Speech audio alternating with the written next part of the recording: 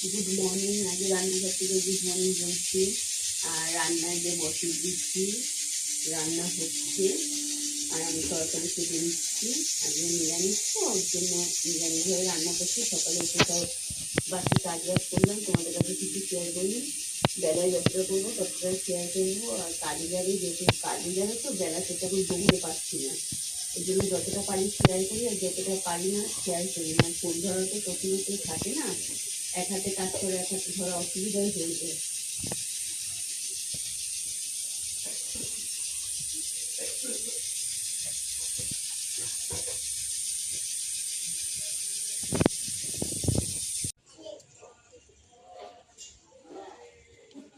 জামা কাপড় রোদে দিয়েছিলাম, এখন দেখো বাসন মাজতে মাথায় হেনা দিয়েছি, হাত দিয়ে হেনা দিয়েছি বলে হাতটা লাল হয়েছে।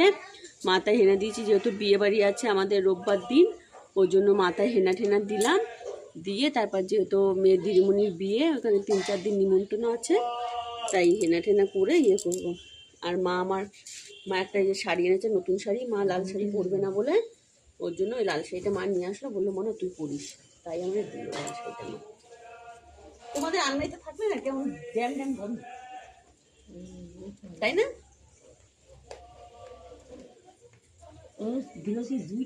দুটো ব্লাউজ, এটা পুরনো, এটা নতুন। এটা নতুন, এটা ছোট সাইজ, এটা সেলাই খুলতে হবে। ও 32 সাইজে আনছিলাম, সেলাই করে নিছে 30 করে, খুলে নিলে আবার আমার গায়ে হবে। নতুনই সব ব্লাউজ লাল ব্লাউজ পরতে, লাল ব্লাউজ আরো আছে এক কারি দিয়ে আমি কি, আমারও তো রাখার জায়গা রয়েছে।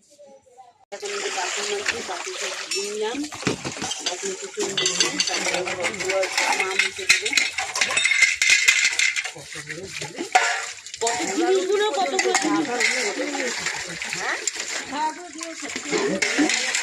আরে ছিল না, ওর বাবা দিল রোববার দিন, বলে নাও। সেই টিফিনের টাকাটা দিয়ে আমি ওই করতে গেছি, ভগবান আর সাথ দিল না।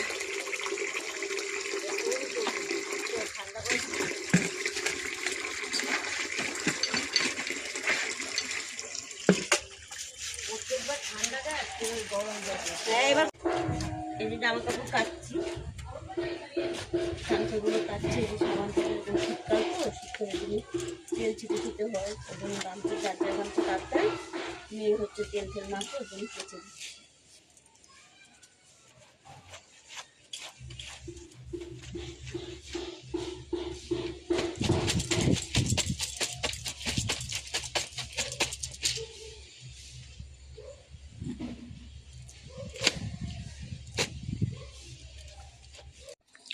আজকে নিরামিষ রান্না করছি, তো খেতে বসে পড়েছি। বোন ফোন করেছিল, বোনের সাথে কথা বলছিলাম বলে তাই শেয়ার করিনি, খেতে খেতে শেয়ার করছি। ডাল করেছি, বাঁধাকপি আর পটল ভাজা, আলু ভাজা গোল গোল করে কেটে ভাজা করেছি, আর রাতে কিছু করে নেব।